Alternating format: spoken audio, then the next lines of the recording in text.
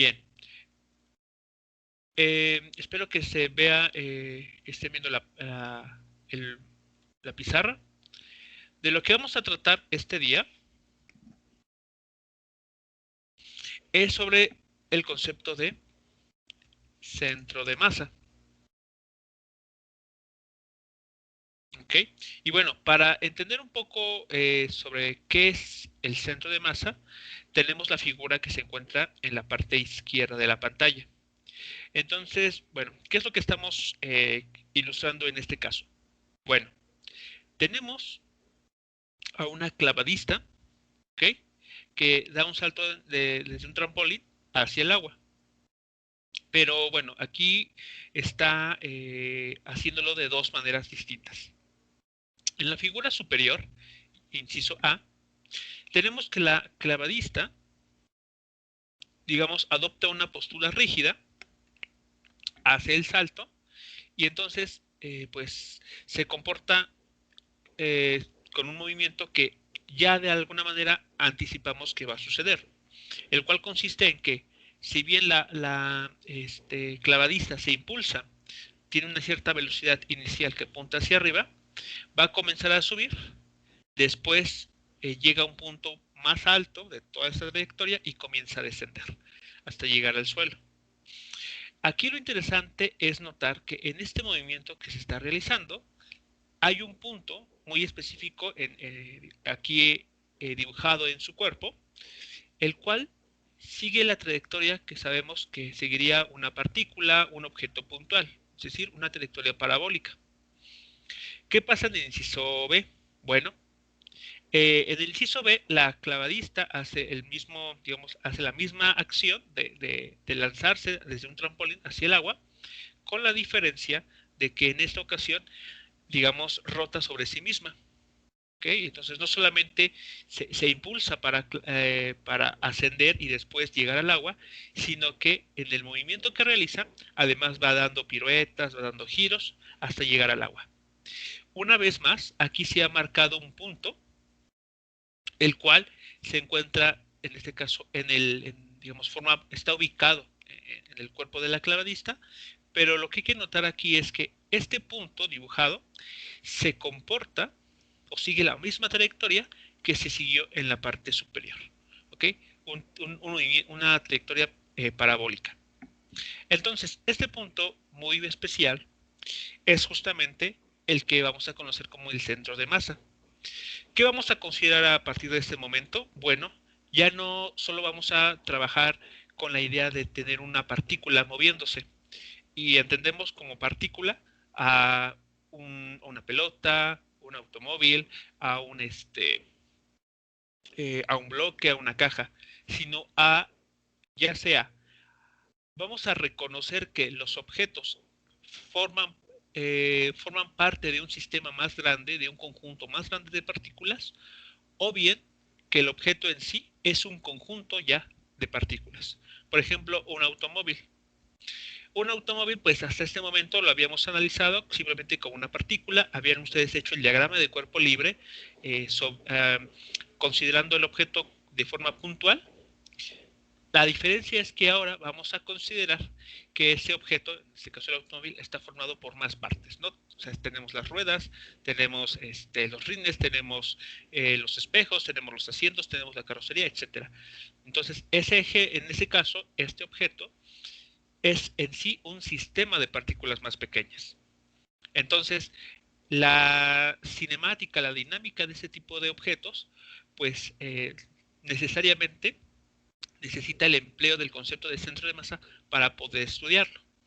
Por ejemplo, en el caso de la escena B, la inferior, cuando la clavadista empieza a dar giros, cada una de sus extremidades, de su cabeza, de su tronco, hace un movimiento, ¿okay? De manera independiente. Sin embargo, eso no limita de que este punto siga esta trayectoria parabólica. Entonces, esa es la ventaja de tratar el centro de masa, que aunque el sistema de partículas, como en este caso es el cuerpo humano, cada uno de sus elementos puede tener movimientos independientes, en general, el sistema de partículas va a poderse describir a través de ese punto especial. Muy bien. Entonces, ¿qué vamos a comenzar a qué conceptos vamos a comenzar a describir al hablar del centro de masa? Bueno, el primero va a ser el sistema de partículas. Un sistema de partículas lo vamos a entender como un conjunto, es un conjunto de objetos que se mueven, que se mueven en alguna dirección, o rotan alrededor, alrededor de un punto. ¿Okay? Entonces, eh, un sistema de partículas, pues es justamente la idea detrás de, es considerar ya no solamente objetos individuales, sino considerar que ahora tenemos objetos que forman parte de un conjunto más grande. Bueno, entonces es lo que vamos a conocer como sistema de partículas. El centro de masa, por su parte, el centro de masa, que vamos a abreviar como CDM o CM en algunos textos, depende cuál se consulte, es un punto, ¿okay? Es un punto definido en un sistema de partículas, en un sistema de partículas que se mueve, tiene dos características, que se mueve el punto número 1 como si toda la masa del sistema de partículas estuviera eh, ubicado en tal punto. ¿Okay? Entonces, el centro de masa es un lugar geométrico que se mueve como si toda la masa del sistema se estuviese ubicado en él. ¿De acuerdo? Por ejemplo, aquí en el caso de la clavadista, ella sigue un movimiento, pero el centro de masa se comporta como si toda la masa de la persona aquí dibujada se concentrará en dicho punto. Además, se va a mover como si todas las fuerzas se aplicaran, se aplicaran, se aplicaran en él.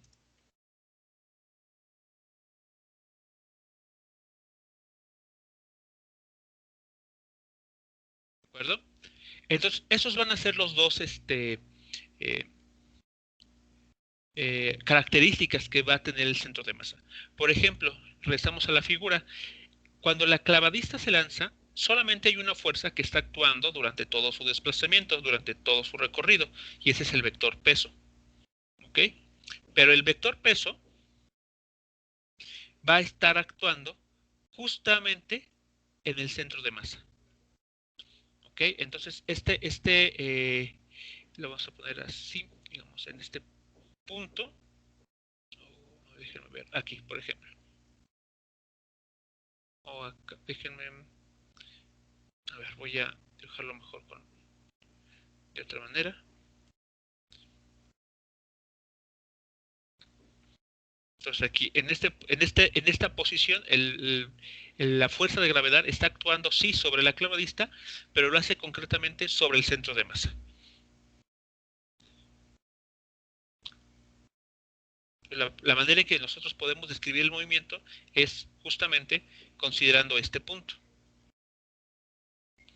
Entonces el peso actúa, la fuerza de gravedad actúa en el centro de masa. Muy bien. Entonces, vamos a ver, la siguiente idea que debemos de recordar es la siguiente. Para poder calcular el centro de masa de un sistema de partículas,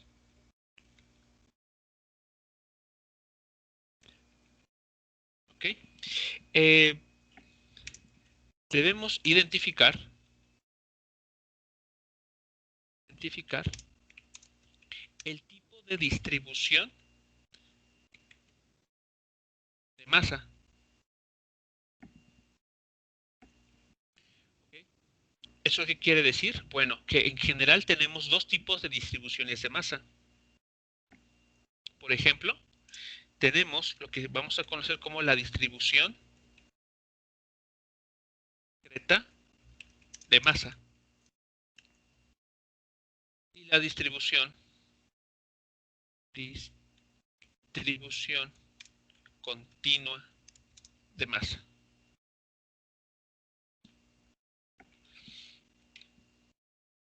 ¿Ok? Entonces, a ver, vamos a ver estas ideas. Nosotros podemos tener, como aquí vemos, un sistema de partículas que es un conjunto de objetos, ¿no? Que cada una, que van a formar un conjunto más grande. Bueno, este conjunto de objetos, conjunto de partículas, pueden estar distribuidas en alguna superficie, a lo largo de una línea, o en el espacio.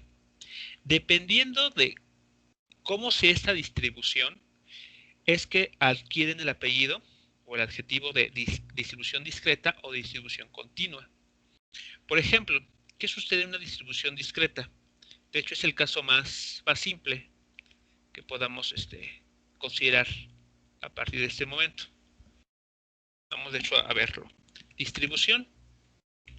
¿A qué vamos a llamar una distribución continua, perdón, discreta? Es la primera, discreta de masa. En este sistema de partículas, cada uno de los elementos puede identificar, ¿okay?, a través de su vector de posición,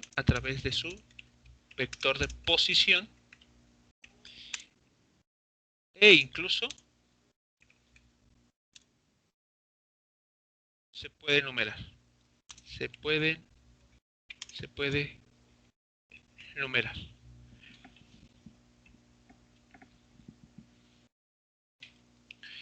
Ok, entonces una distribución discreta de masa es aquel sistema o aquel conjunto de partículas en el que nosotros podemos identificar de manera individual, de manera separada, a cada uno de los elementos que conforman este conjunto, e incluso podemos, como mencionamos aquí, asignarles un número, ¿no? Una especie de etiqueta para poder identificarlos de manera única a cada uno de ellos.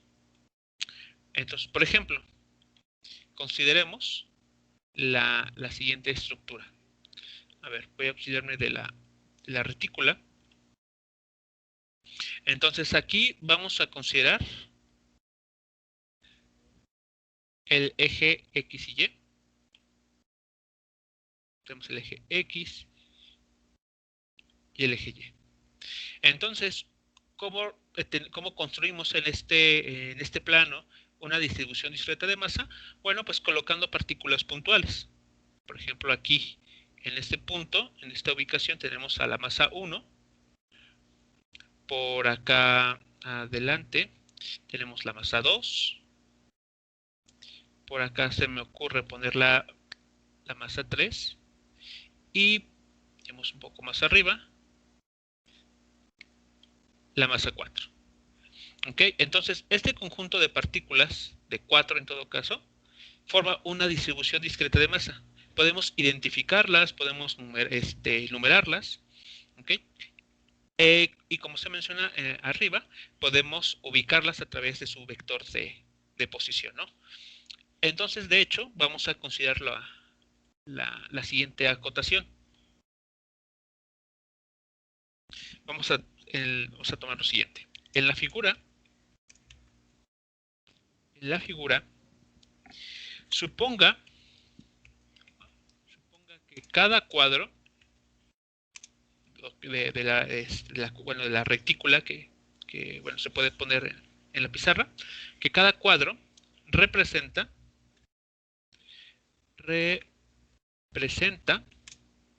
un centímetro. ¿Okay? Por lo tanto, las posiciones de cada partícula son, ¿ok? Entonces, evidentemente, podemos ubicar a estos objetos en relación o respecto a el origen de coordenadas, ¿ok? Respecto a este punto, como bien sabemos. Entonces, aquí tenemos el origen. Entonces, si nos auxiliamos de la retícula una vez más, ¿ok? ¿Cuál sería el vector? ¿Qué forma explícita tendría el vector de posición para la partícula 1?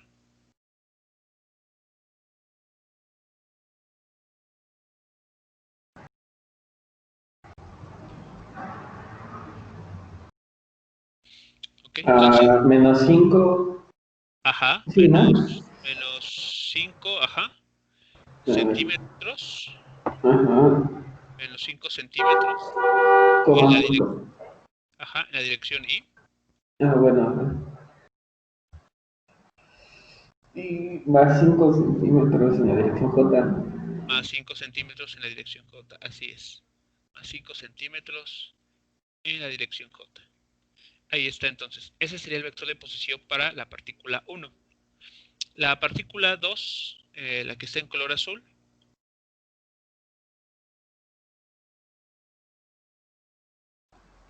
Ya, 4. Sí, ¿no? 1, 2, 3, 4. 4, muy bien. Serían Ya. aquí 4 centímetros en la dirección Y. Más 3 centímetros. Más 3 centímetros en la dirección J. Muy bien. Ahí está, ya estamos ubicándolos. La masa 3, perdón. La R3. Menos 3 centímetros en la ¿Eh? dirección Y. Menos 3 centímetros y Más 1 centímetro en la dirección J. más 1 centímetro en la dirección J. Correcto. Muy bien. Y para terminar, la masa 4, ¿no? Su vector de posición Ocho, ¿no? serían 8, así es, 8 centímetros, Y 6 centímetros en J. más 6 centímetros, así es, 6 centímetros en la dirección J. Muy bien. Aquí, perdón, son centímetros, son centímetros. Muy bien. Entonces, a ver, voy a quitar esto. Y ahí está, ¿no? Entonces, hemos ubicado a estas partículas a través de sus vectores de posición, ¿no? Respecto al origen previamente seleccionado o que surge de manera natural en este esquema. Bueno, vamos a continuar diciendo más cosas sobre estas masas. Cada uno de estos puntos representa una partícula puntual. Cada uno de estos objetos puede tener un valor de masa. ¿Ok? De hecho, vamos a escribirlos a continuación. Aquí vamos a ponerlo. Asumamos además que cada partícula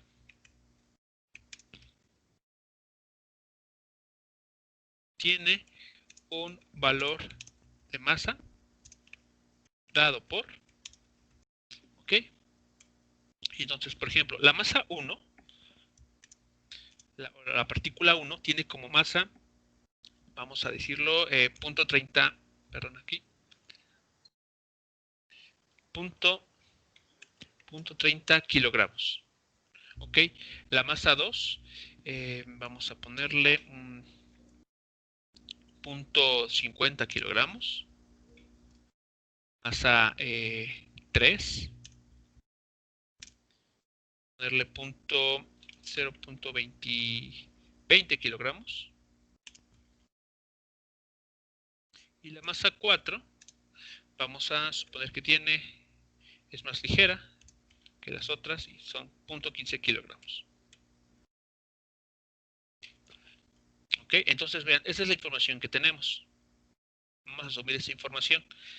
Cada una de estas partículas tiene un valor de masa distinto, dado por los valores que están aquí mostrados. Y sabemos en dónde están ubicadas cada una de ellas. Entonces, para ese sistema de partículas, pensemos que, digamos, pueden desplazarse en alguna dirección, todas ellas se van a mover.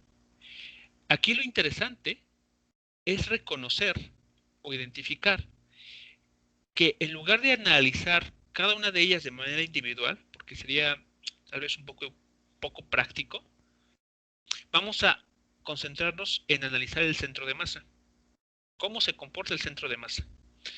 Pero para ello entonces debemos ubicarlo. Debemos que saber en dónde está ubicado ese centro de masa. Ok, entonces, para ese sistema discreto de partículas, ya que los podemos numerar cada uno de esos objetos, vamos a tener lo siguiente. Entonces, a ver, vamos a escribir a continuación. Para este tipo de distribución de masa, el centro de masa se ubica o se localiza a través del vector de posición siguiente. ¿Ok?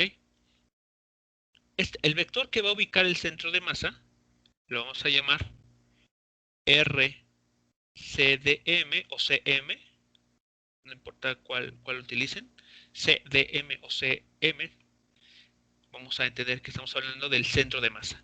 Ok, entonces la posición del centro de masa se va a determinar del siguiente modo.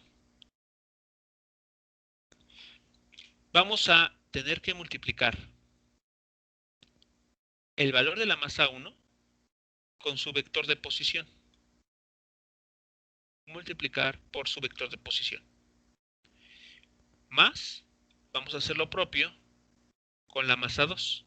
El valor de lo que, bueno, la masa que tenga, multiplicada por su vector de posición, ¿no? Con el vector que la localiza. Y así sucesivamente vamos a seguir hasta cubrir todas las masas. Vamos a decir la masa enésima con su ubicación o vector de posición enésimo. Y toda esta cuenta la vamos a dividir por la suma total o el valor total de las masas que están formando nuestro sistema de partículas. Así. Entonces vean, tenemos que considerar la posición de cada una de las partículas multiplicado por la masa de cada una de ellas, ¿no? De manera individual.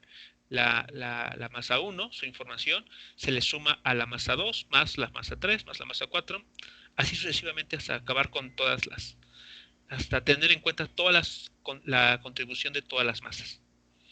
De manera muy, vamos a decirlo así, simple, ustedes encontrarán en literatura la siguiente expresión, ¿no? que resume esto. Es decir, tenemos que sumar desde la masa 1 hasta la masa n el producto de cada una de estas partículas por su vector de posición. Dividido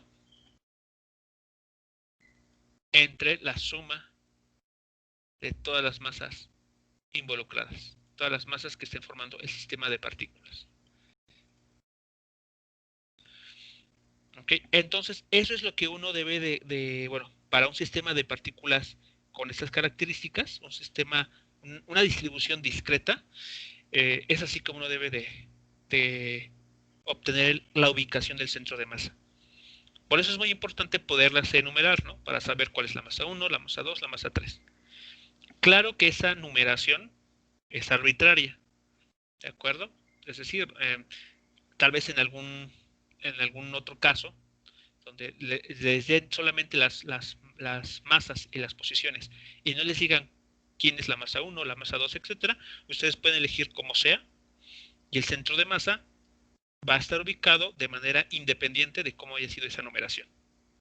Lo importante es que en una distribución discreta de masas podamos identificar a las partículas de manera individual. Entonces, ¿qué más? Esta ecuación que aquí aparece es una ecuación, o si se dan cuenta, es una igualdad entre vectores. Eso quiere decir que este vector de posición, en principio, puede tener tres componentes, x, y y, z. ¿Okay? Es decir, que el centro de masa esté posicionado en el espacio, no en un plano o no en una línea recta. Por lo tanto, esta ecuación da lugar a tres ecuaciones en las cuales relacionamos las componentes de estos vectores. Entonces, de manera equivalente, la posición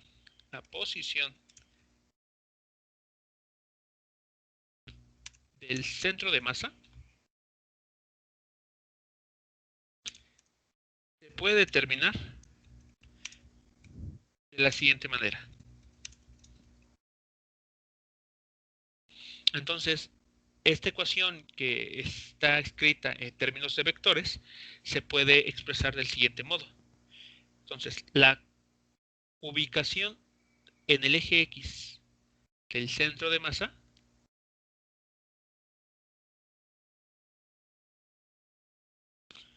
se puede determinar del siguiente modo. Sumando la contribución de cada una de las masas que forman el sistema, ¿okay? Desde la masa 1 hasta la enésima del producto de la masa Y por el valor de su componente en el eje X. Y todo esto se va a dividir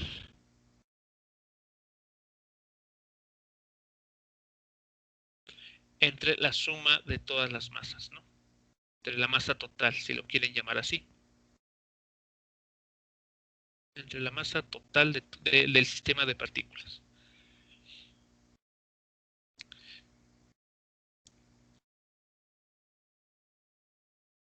De manera equivalente, podemos calcular la ubicación del centro de masa en el eje Y,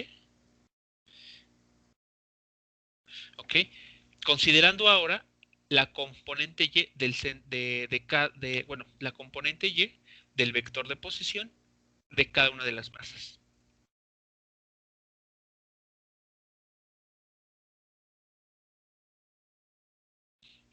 Y si, bueno, si el sistema de partículas tiene está definido en el espacio, no solamente en el plano, entonces podemos considerar la componente Z. Bueno, aquí aprovechando, aquí lo hago rápido. Entonces la componente Z del vector de posición del centro de masa se va a determinar de esta forma.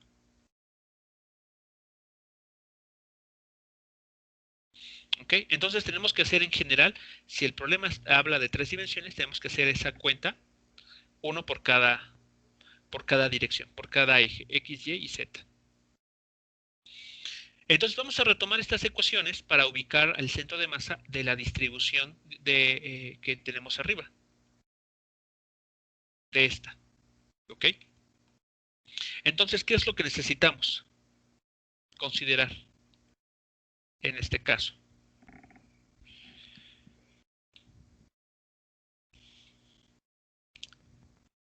Entonces, a ver. Entonces, bueno, vamos a hacer lo siguiente. Para la distribución de masa en el ejemplo, ¿okay? En el ejemplo, el centro de masa, o la posición, mejor dicho, la posición del centro de masa se puede determinar del siguiente modo.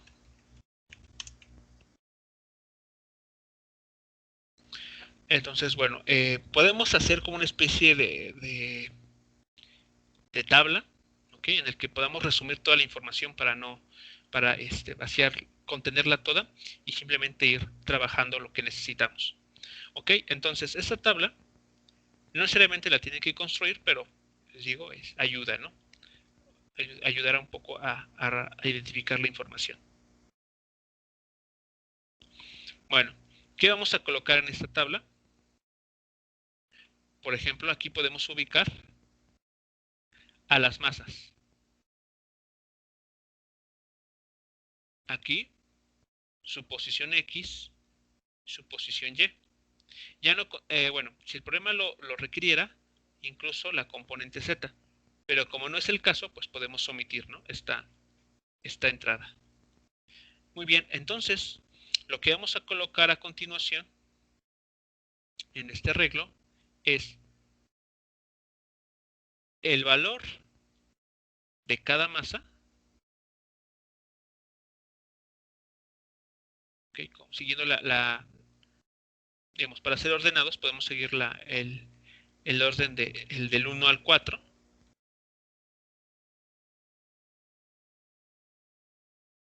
¿De acuerdo? Y en cada una de las celdas que aquí acompañan, esas dos columnas, vamos a colocar las coordenadas o las componentes de los vectores de posición. Entonces, por ejemplo, aquí podemos hacer esto así.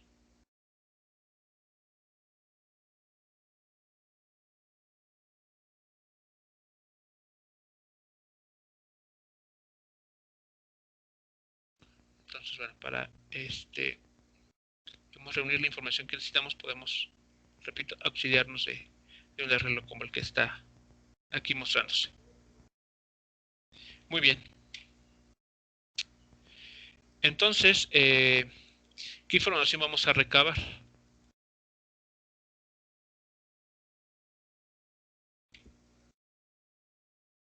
Entonces, Bueno, sigue. ¿sí? Bueno, no preguntaba ¿qué información entonces? ¿Cómo podemos utilizar esto? Pues llenándolos, ¿no? Por ejemplo, masa 1, lo que pesa al principio. El valor de masa, así es, el valor de masa que tenga, y así con Ajá. cada uno de los objetos que tenemos ahí. Muy bien. Entonces, bueno, aquí, muy bien. Bueno, yo ya le tomé foto para poderlo trabajar. Ok, entonces, bueno, aprovechando que aquí tenemos las posiciones de cada una de ellas y sus masas, entonces nos vamos acá abajo para llenar esta tabla. Muy bien. Entonces, de acuerdo a la información que tenemos, la masa 1 tiene un valor de 0.3 kilogramos. Y su vector de posición nos indica que en el eje X tiene un valor, la componente, de menos 5 centímetros. Y la componente Y de 5 centímetros. La masa 2, por su parte, tiene un valor de 0.5, ¿no? 0.5 kilogramos.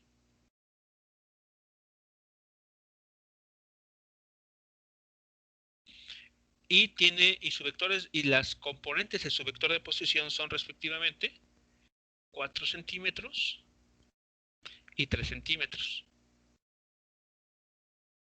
De la masa 3 tiene un valor de 0.20 kilogramos, 0.20 kilogramos, y su vector de posición tiene menos 3 centímetros como componente X y 1 centímetro en la componente Y.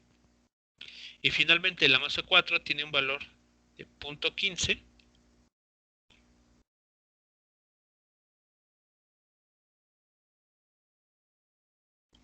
y su vector de posición tiene como componentes 8 centímetros y 6 centímetros.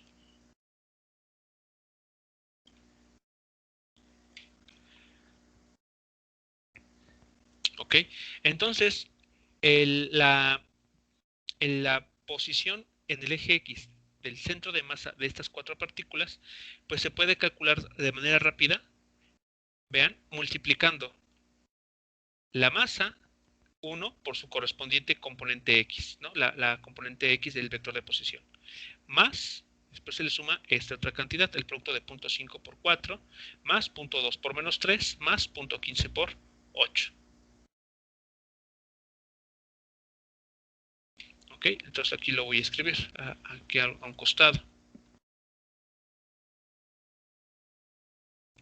La posición en el eje X del centro de masa es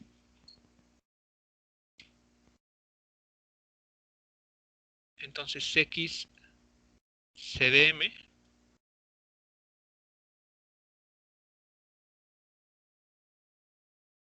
se va a determinar sumando los productos.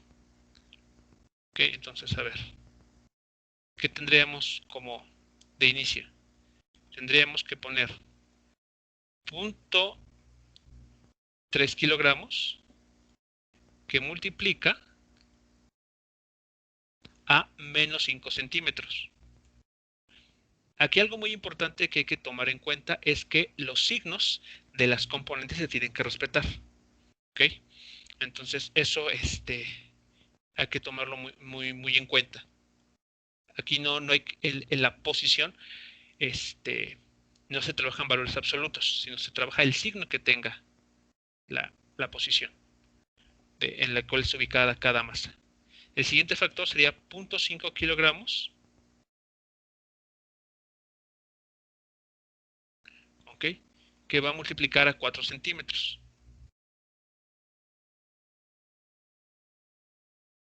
Ahorita pongo los paréntesis. Después tenemos la de 0.2 kilogramos, que va a multiplicar a menos 3 centímetros.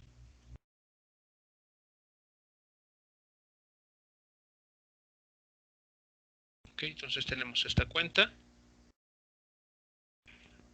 más el producto de 0.2 kilogramos por menos 3 centímetros. Aquí creamos un más.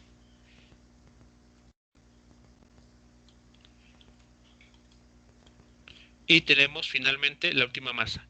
Tiene un valor de 0.15 kilogramos. Y este valor se multiplica por 8 centímetros.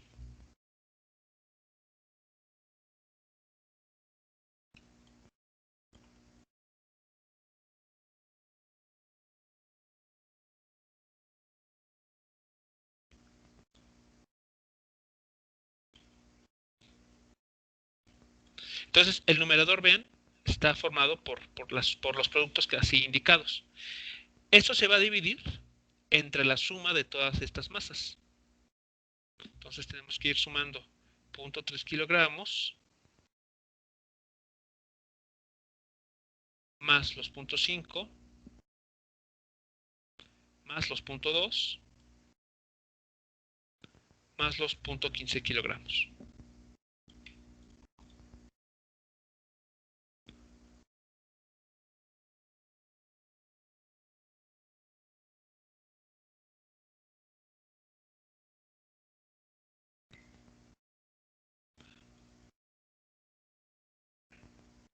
Ok, entonces esta cuenta es la que se tiene que realizar.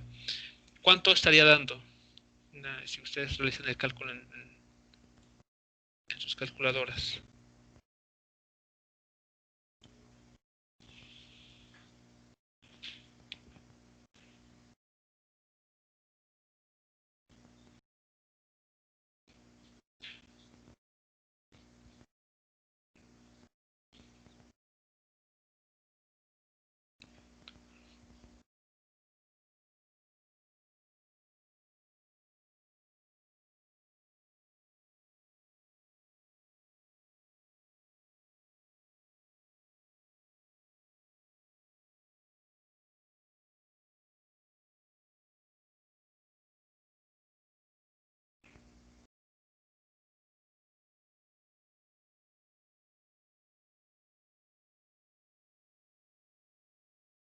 Me salió 0.9565, pero no sé si esté bien y lo metí así tal cual todo en la calculadora. Ok, aquí, bueno, hay que tener mucho cuidado cuando se mete en la calculadora estas cuentas, porque hay que ir agrupando adecuadamente, ¿no? El punto 3 con el -5, ese es un término más, digamos aquí identificado por los colores. Y toda esa suma, todo el numerador, a su vez dividirlo por lo que está apareciéndonos aquí abajo, ¿no? Que son, si no me equivoco, 1.15, ¿no? Kilogramos. O 10.15, mejor dicho. Serían 3, 5, 8, 9, 10. Sería 1 kilogramo. 1.15 kilogramos. Entonces, bueno, es nada más cuestión de tener ahí, meterlo bien en la calculadora, pero bueno, ¿cuánto resultó? 0.9565. 95, 65. ¿Qué unidades tendrá esta cuenta? Eh, centímetros, no. Exactamente, centímetros, porque es una posición. Entonces se hereda las unidades perdón, aquí, hereda las unidades de las posiciones. Entonces aquí serían centímetros. Muy bien. Entonces, para la componente Y,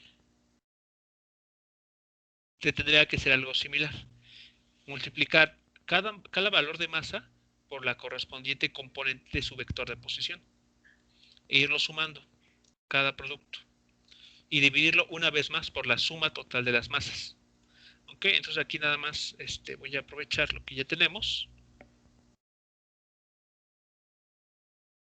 Aquí les voy a hacer los cambios pertinentes, ¿no? Entonces, por ejemplo, la componente Y del vector que va a ubicar al centro de masa, requiere que, por ejemplo, la masa 0.3 kilogramos se multiplique ahora por 5 centímetros, que es la componente Y de su vector de posición. Entonces aquí es 5 centímetros. El siguiente término será el valor de la masa 0.5 kilogramos por 3 centímetros. Entonces este término podemos quitar. Era ahora los 3 centímetros. Ahí está. Siguiente sería 0.2 kilogramos por 1 centímetro. Entonces aquí nos eliminamos a 1 centímetro, a estos menos 3 centímetros y ubicamos el valor de 1 centímetro por acá. Y el de 8 centímetros que tenemos, bueno, aquí no funciona. Hay que multiplicar 0.15 kilogramos por 6 centímetros.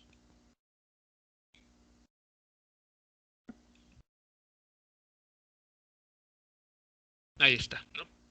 Y la suma del denominador, pues queda exactamente igual.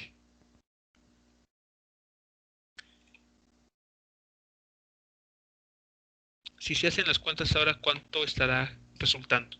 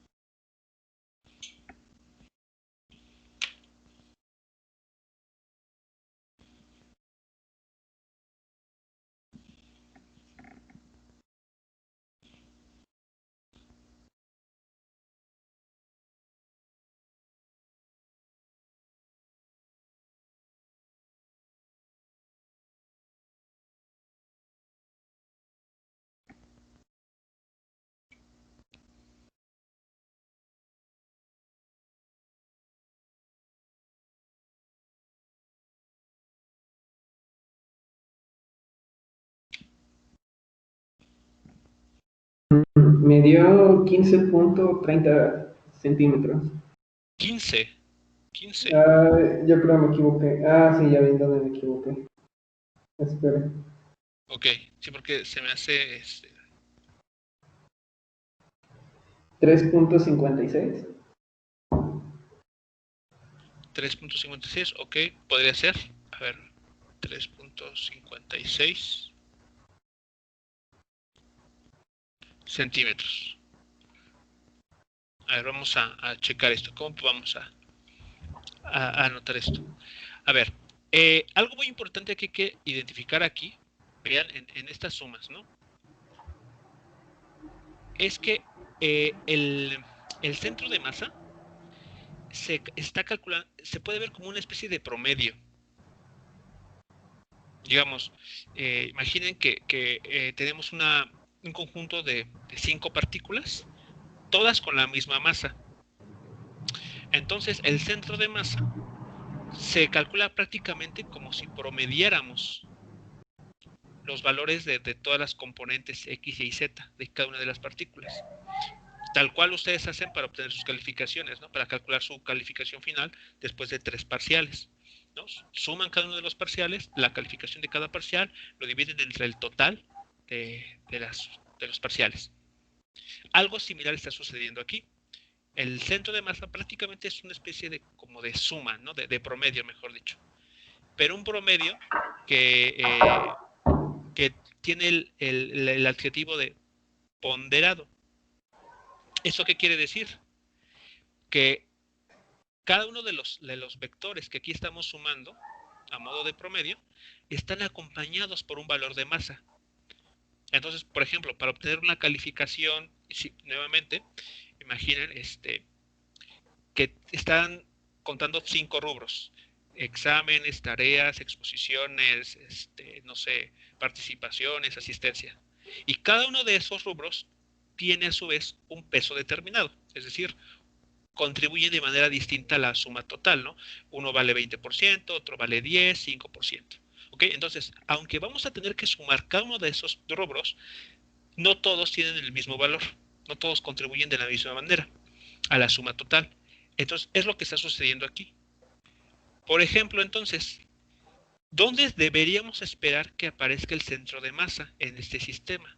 Pues evidentemente más cerca de donde esté la mayor concentración de masa. ¿Ok? Entonces, a ver, si intentamos, tal vez no sea, tener 4 masas no nos ayude mucho, pero a ver, podemos hacer el intento. A ver, la masa más pesada, la masa de mayor valor está en 0.50 kilogramos. Es la masa 2. Esa es la que tiene mayor. La 4 tiene 0.15. O sea que en esta zona tenemos prácticamente 0.65 kilogramos, ¿no?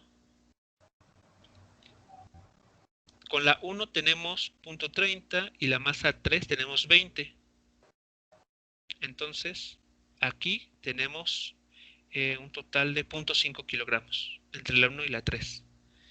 Entonces, sí, el centro de masa sí debería estar en el primer cuadrante. Aquí hay mayor cantidad de masa.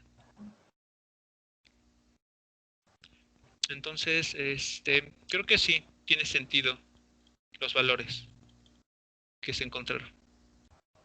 A ver, vamos a hacerlo con cuidado.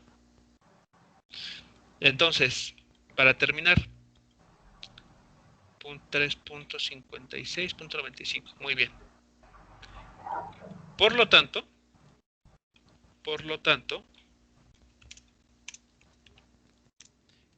el vector R que ubica al centro de masa,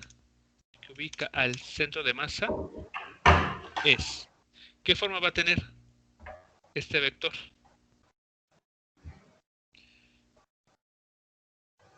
¿Cómo que qué forma? Sí, o sea, sus componentes, ¿cuáles van a ser? Mm, Explícitamente, es RCDM. mm, Sería punto, creo que es 9565 centímetros y más, dije el valor de 3.56, ¿no? 3.56 centímetros dirección J. Ahí está. Este sería entonces el vector de posición que estaría indicándonos en dónde se ubica el centro de masa. Vamos a la figura que tenemos. Entonces, nos vamos para acá. Regresamos. Voy a traer de nuevo la cuadrícula. Y entonces, de acuerdo a los datos que tenemos, en el eje X está cerca del 1. Entonces, por acá anda muy cerca de una unidad, un centímetro. El X, la componente X del centro de masa.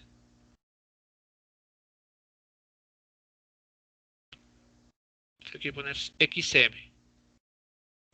Y en el eje vertical es de 3.56. ¿Ok? Entonces vamos a ubicarlo como en 3.5 aproximadamente. Aquí. O sea, aquí tenemos el YCM. Muy bien, entonces, si utilizamos aquí líneas, aquí está. Entonces, el centro de masa de estas 4 partículas, vean, estaría ubicándose en este punto blanco. Voy a quitar todo lo que dibujé porque no es no es relevante para lo que se quiere mostrar.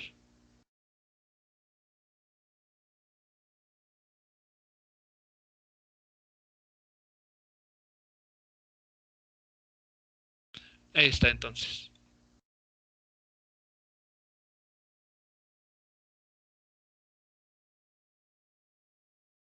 Entonces, para este sistema de 4 partículas, el centro de masa se ubica en esta posición. Y como se comentaba, el centro de masa se va a estar ubicando, va a tender a ubicarse en la región del espacio en donde haya mayor cantidad de materia, mayor cantidad de masa. Entonces, bueno, sí es lógico pensar que está ubicado aquí, cerca de la masa de mayor valor, ¿no? Que es la masa 2, que vale, de acuerdo al problema, 0.50 kilogramos.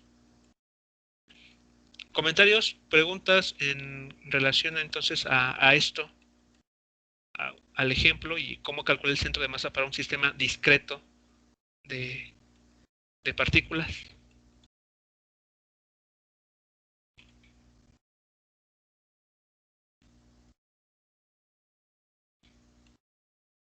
Pues creo que no, profe, pero podría hacer enfoque en lo último, en lo de amarillo.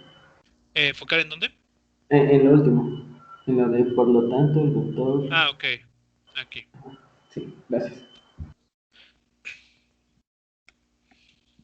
Bueno, entonces, las distribuciones discretas de masa, pues digamos que son los ejemplos más simples, ¿no? ¿Cuál es el único con lo que hay que tener cuidado? Es ubicar adecuadamente dónde vamos a tomar nuestro origen, ¿ok? Y, dependiendo de ese origen, pues es a partir de él que vamos a ubicar el centro de masa, ¿ok? Eso quiere decir, ¿ok? Es algo muy importante que hay que tomar en cuenta que el centro de masa, la ubicación del centro de masa, es un lugar geométrico, pero su posición va a depender justo de dónde coloquemos nuestro origen de coordenadas. Por ejemplo, en este caso, el centro de masa se va a ubicar en esta posición, siempre más cerca de la masa 2, eso no va a cambiar. Lo único que va a ser diferente es lo siguiente, es que si en lugar de haber ubicado el origen de esta forma, lo hubiésemos ubicado en la posición de la masa 1, por ejemplo, ¿qué hubiese pasado con nuestro vector que calculamos para el centro de masa? Pues que las componentes que hubiésemos obtenido ubicarían este mismo punto en color blanco, pero respecto a a la posición o la ubicación de la masa 1. ¿Estamos de acuerdo? Esa sería lo único con lo que tenemos que tener cuidado. Siempre hay que ser claros en dónde estamos ubicando nuestro origen de coordenadas, porque, como sabemos, pues eso va a implicar muchas cosas, ¿no? Como, por ejemplo, cuando se ve el problema de conservación de energía mecánica, uno puede elegir su origen de coordenadas donde le guste, le convenga, y dependiendo de ello, puede que tengan alturas o no. Que el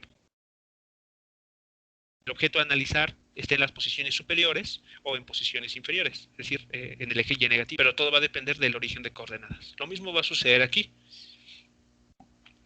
¿Ok? Entonces, bueno, ese es el comentario que creo que vale la pena hacer. Bueno, déjenme ver, creo que hay espacio acá abajo. Creo que sí. Creo que no es suficiente. Bueno, me voy para acá arriba. A ver, entonces, el siguiente caso que vamos a comentar, y la siguiente clase nos vamos a enfocar más en él, pero al menos para marcar el camino. Entonces, vean, dijimos que esto es un ejemplo de una distribución discreta de masa. Podemos numerar a las partículas. Por otro lado, tenemos una distribución continua de masa. Entonces, en una distribución continua de masa,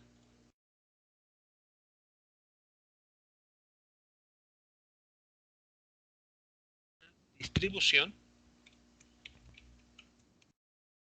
continua de masa.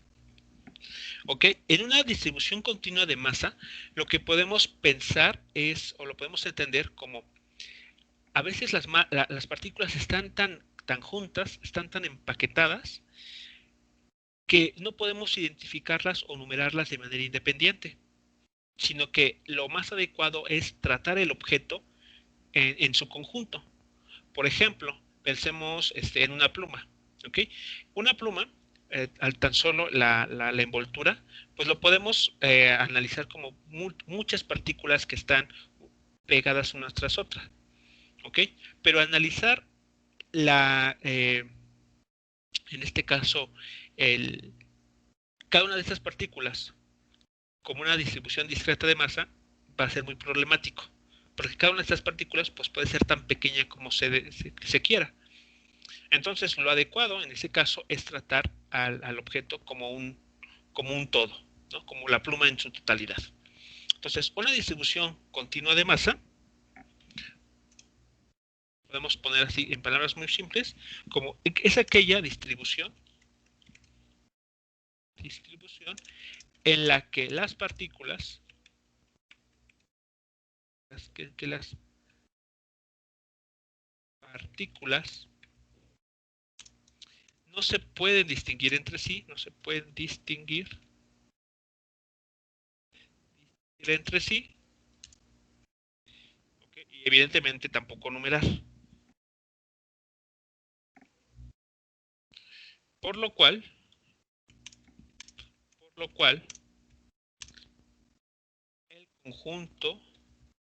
el conjunto de partículas se debe tratar, o da lugar, debe tratar como un sólido rígido. Esa es la parte importante ahora, es la palabra clave con la que hay que familiarizarnos, ¿no? Entonces, una distribución continua de masa no es otra cosa más que un sólido rígido.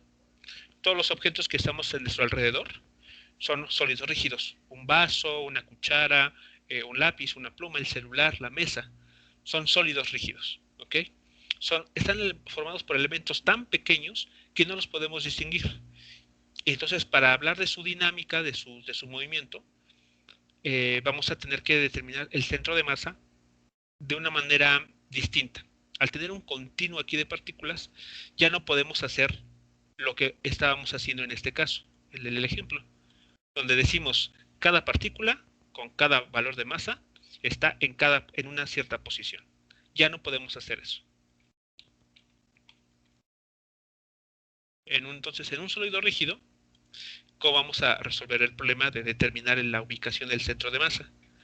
Bueno, vamos a hacer lo siguiente. Consideremos como idea inicial, ¿okay? Una vez más el plano XY, pero ahora, en lugar de tener así partículas puntuales, vean, así como muchas de ellas, cada una de esas está una tras otra pegada, ¿no? Entonces forman un continuum de masa, de tal suerte que tenemos, digamos, una estructura más completa. Ahí está nuestro sólido rígido. Pensemos que esto es, no sé, una especie, ¿cómo se llama? Se me ocurre un pedazo de cuero, ¿no? O una hoja de papel, o algún objeto sólido. Entonces, ¿qué es cómo determinamos el centro de masa de un objeto con estas características? Donde no podemos, repito, distinguir a cada una de las partículas que lo forman. Bueno, sabemos, podemos pensarlo así, que este objeto tiene un cierto valor de masa, 0.50 kilogramos, 200 gramos, no sé, lo que sea, ¿no? El valor de masa. Bueno, la idea es, vean, vamos a asumir lo siguiente. Vamos a comenzar a intentar dividir este objeto en porciones más pequeñas para, digamos, hacerlo un poquito más digerible. Ok, entonces aquí estamos dibujando estas líneas que nos están ayudando a intentar dividir ese objeto en partes más pequeñas.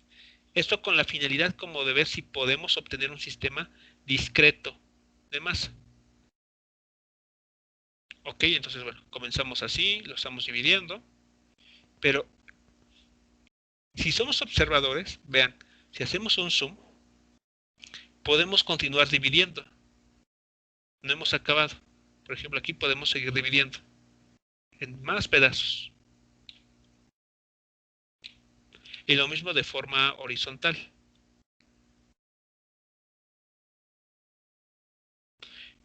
Pero aún más, si nos vamos más hacia adentro, vean, todavía podemos dividir. Por ejemplo, aquí.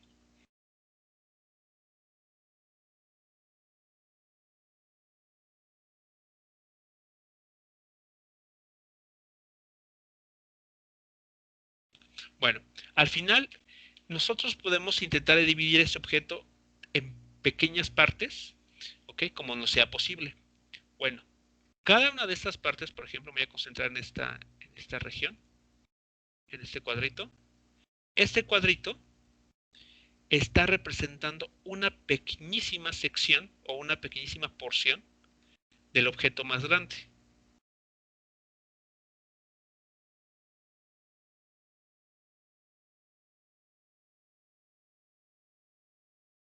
¿Ok? Entonces, este pequeño trocito que está saliendo de aquí, que apenas si se alcanza a distinguir, vean, si nos hacemos hacia atrás, es muy difícil reconocerlo. Bueno, ese pequeño trocito está representando un diferencial de masa. Es decir, que si, aunque el objeto tuviese un valor de masa 2 kilogramos, al momento de irlo dividiendo en partes más pequeñas, cada una de esas partes representa o se queda con una pequeña porción del valor total de la masa. Pensemos que este elemento, que apenas se alcanza a distinguir, tiene una masa de 200 gramos, cuando el objeto en su totalidad tenía una masa de 2 kilogramos. Pero si lo vamos dividiendo más, podemos quedarnos con 50 gramos, con 10 gramos, con 5 gramos, etcétera, ¿no? Vamos a irlo haciendo más pequeño. ¿Ok? Entonces, este objeto, esta porción, que voy a señalar más grande, esta pequeña porción está representando un diferencial de masa. Una porción del objeto real o del objeto completo pero muy, muy pequeño. Entonces, tenemos la siguiente idea. Para el caso de un sólido rígido,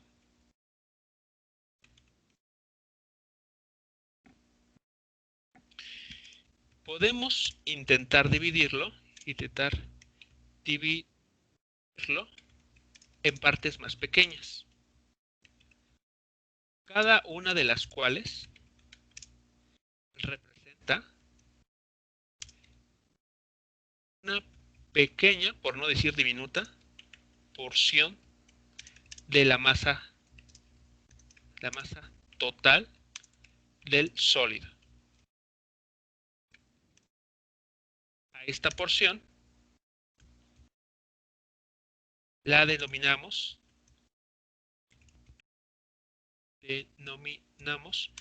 un diferencial de masa. ¿Ok? Y vamos a denotar como dm.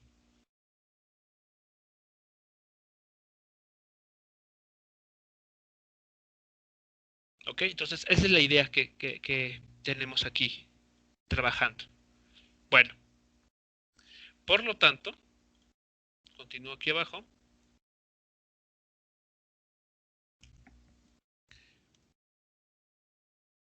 Por lo tanto, para determinar la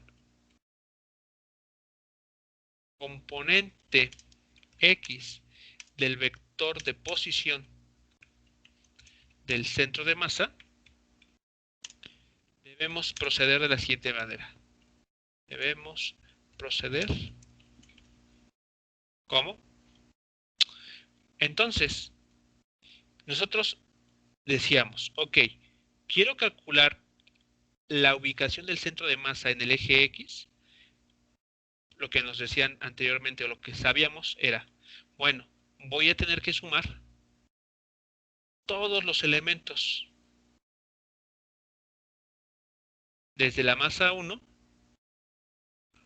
hasta la última, ¿no? Entonces aquí simplemente voy a poner así, desde la MI multiplicado por su posición. Y esto se va a dividir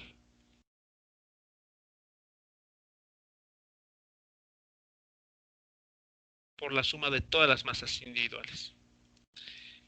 Pero en un sólido rígido, como vemos, al irlo dividiendo en pequeñas partes, lo que estamos haciendo es entonces esta suma deja de ser tal cual una suma de elementos en los que podamos identificarlos de manera individual y se convierte o pasa a ser en una integral. En una integral donde tenemos que multiplicar el valor x, o sea, esta x nos está diciendo a lo largo del eje x en dónde está este cuadrito que apenas si se alcanza a distinguir. Y como tenemos que sumar por todas las masas, eso equivale a tener que integrar todos los diferenciales de masa. Porque aquí no solamente hay uno. Cada cuadrito que se está observando aquí en color negro representa un diferencial de masa. Aquí tenemos otro. Por acá arriba tenemos otro más. Y entonces hay que sumarlos todos para recuperar entonces una vez más a la figura completa, al sólido rígido completo. En el denominador algo similar va a suceder. Esta suma se convierte en una integral de los pequeños trozos de masa, de los diferenciales de masa. Y es así como entonces debemos de determinar el centro de masa en el eje X, por ejemplo, para un objeto continuo, para un sólido rígido, a través de esa integración. ¿Preguntas hasta aquí con esta idea?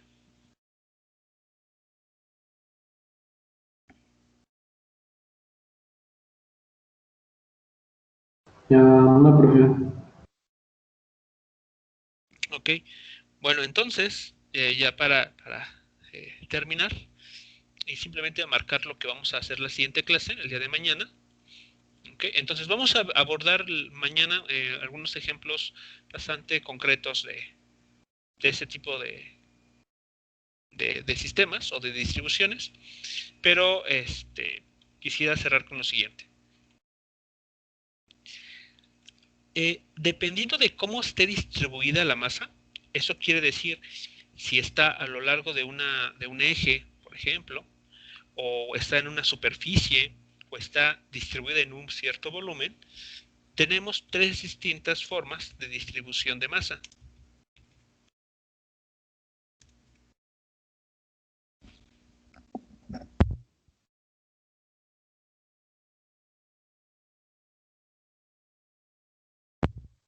A ver, estas van a ser las siguientes. Incluso las vamos a enlistar. La primera de ellas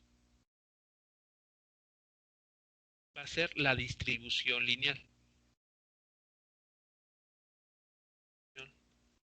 Lineal. En una distribución lineal, ¿qué es lo que tenemos? Bueno, que la masa se encuentra, digamos, bueno, utilizando la palabra distribuida, repartida, en una sola dirección. Por ejemplo, en una varilla. Pensen ustedes en una varilla muy, muy delgada.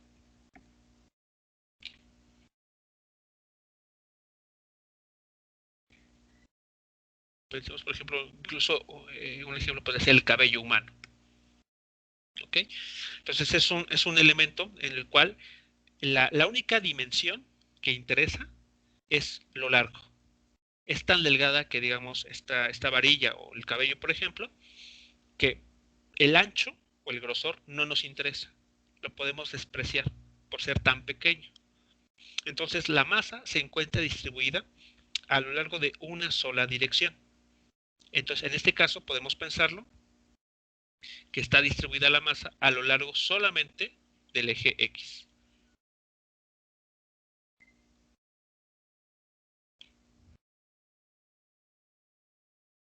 Entonces el eje Y, que diría como que el grosor, pues no nos interesa. Muy bien, entonces aquí tenemos la masa distribuida a lo largo de toda esta sección, a lo largo de toda esta longitud. A esta longitud la vamos a identificar con la letra L. Entonces, este objeto, este sólido rígido, tiene una longitud L y una masa que llamamos M mayúscula. Entonces definimos una cantidad que se conoce como la densidad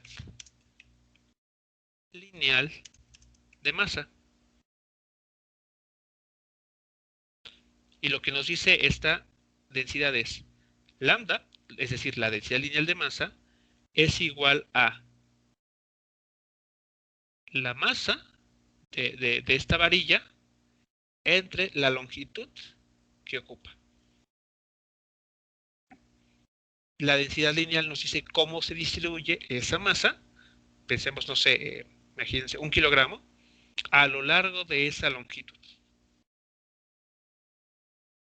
Si la masa de aquí de 2 kilogramos, por ejemplo, está igualmente repartida en toda la varilla, ¿en dónde creen ustedes que se va a encontrar el centro de masa?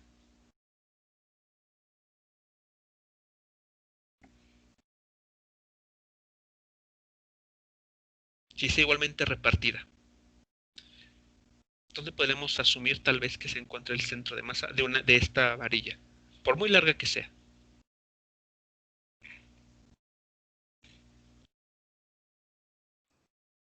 Pues a la mitad. Exactamente, exactamente. Entonces, eso es posible si la densidad la densidad lineal de masa es uniforme. Aquí la uniformidad quiere decir que está igualmente repartida. ¿Qué pasa en un bat de béisbol?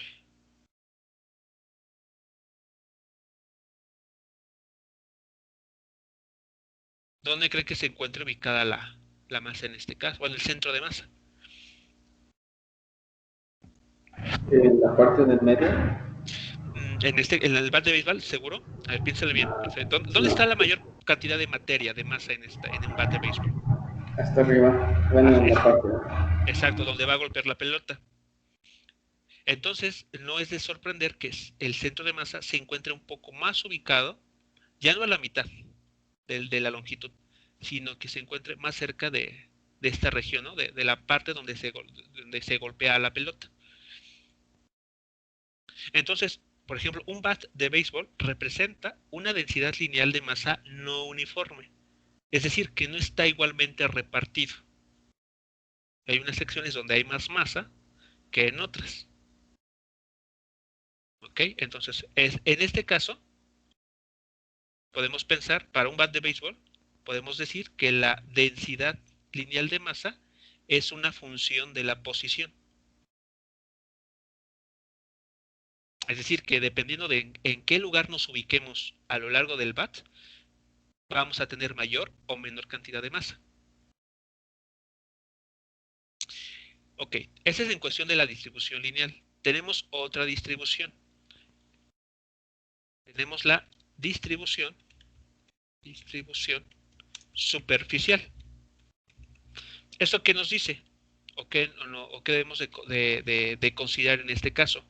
Ahora la masa de una sustancia, de un material, está distribuido tanto en la dirección X como en la dirección Y. Aquí, perdón, es superficial. Superficial.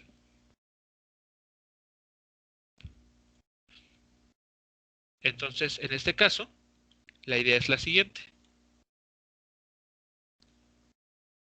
Ahora la materia, la masa, está distribuida en un objeto. Voy a ponerlo así, ¿qué sería?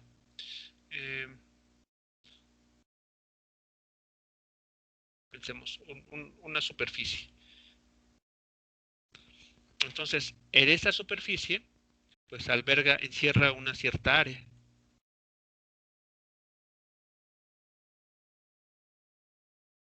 La masa que tenga esta superficie, pensemos, no sé, una placa metálica o un vidrio que utilizamos en las ventanas. ¿Okay? La masa, por ejemplo, el caso de las ventanas, está distribuida a lo largo de toda esa superficie. Entonces aquí tenemos un área. Aquí tenemos esta superficie, esta área encerrada. Y este objeto pues tiene un cierto valor de masa. Entonces, lo que tenemos que considerar ahora, o se define a continuación, es lo que conoceremos como la densidad superficial de masa. Esta cantidad lo que nos dice es cómo está distribuida la masa en el área delimitada por el objeto. Y se representa por la letra griega sigma.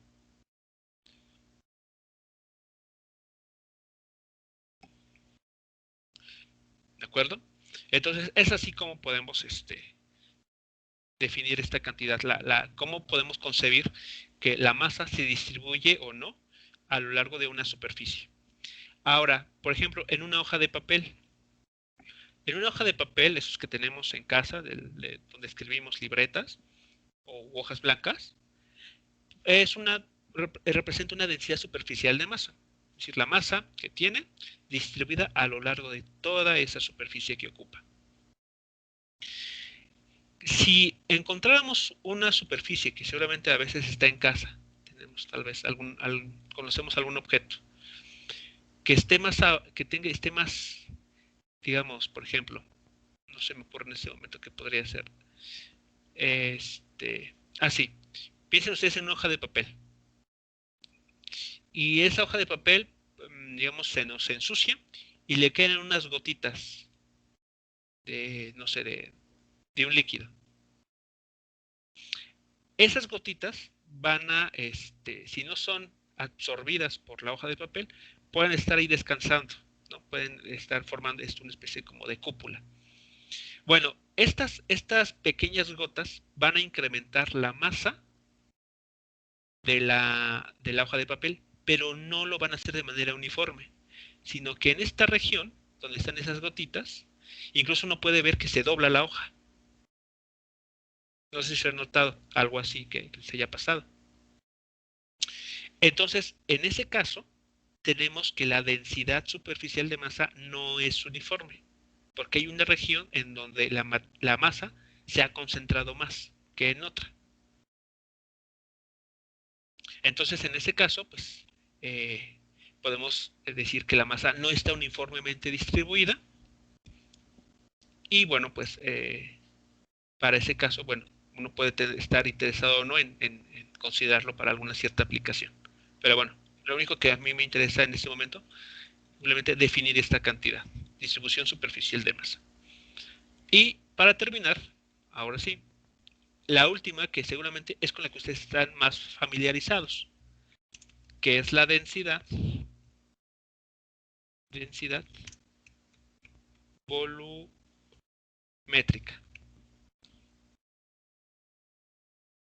Y esa es la con la que están más familiarizados, por lo que nos dice es lo siguiente. De hecho, es la que ustedes conocen justamente como la densidad.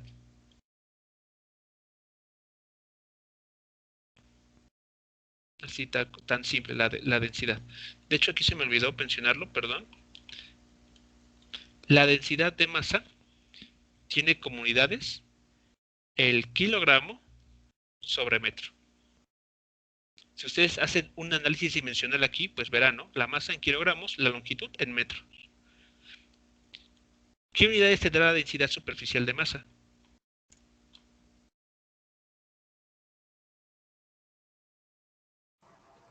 Es sobre longitud. ¿Cómo? Kilogramos sobre longitud. Kilogramo no puede ser sobre longitud porque ahora está considerado una superficie. Igual sobre metro, entonces, ¿no? Metro cuadrado. Metro cuadrado. Metro cuadrado. Exacto, porque ahora son áreas. Y la densidad volumétrica, ¿ok? Lo que consideramos es ahora que la masa está distribuida en algún volumen. Por ejemplo, un cubo, se me ocurre.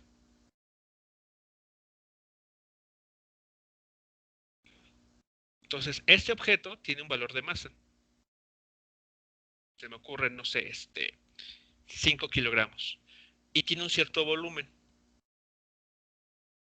Pensemos, no sé, 25 centímetros cúbicos. ¿Ok? Entonces, se define la cantidad que ustedes, repito, ya conocen, como la densidad volumétrica de masa, que tiene como unidades kilogramo sobre metro cúbico.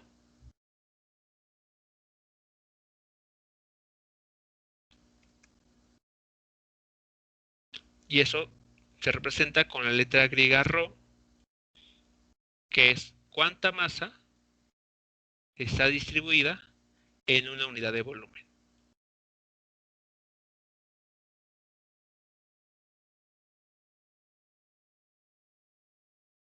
¿Ok? Entonces, esas serían las situaciones que habría que abordarse cuando hablamos de distribuciones continuas de masa. O sea, ya estamos considerando objetos que tienen una forma, que tienen una superficie o que tienen incluso un volumen. Ya no son partículas así puntuales, sino ya son objetos que tienen dimensiones. ¿Ok? Entonces, la clase siguiente vamos a abordar unos ejemplos de cómo trabajar cuando tenemos estas distribuciones de masa. ¿Alguna pregunta hasta aquí? ¿Comentario? No, profe. ¿No? Ok. Bueno, pues entonces, si no hay algo que comentar o alguna duda sobre esto último, entonces estaríamos reuniéndonos mañana para abordar estos ejemplos, ¿no? Del centro de masa para distribuciones continuas. Ajá. ¿Ok? Sí va a ser necesario que le echen un vistazo a sus técnicas de integración, porque vamos a ocuparlas un poco. pues por ahí antes estudien un poquito esa parte de la integración. Muy bien, muchachos, pues entonces nos estamos escuchando el día de mañana. Sí, profe, gracias. De Hasta nada, luego. hasta luego, buena tarde a todos. A todos. Bye. Hasta luego.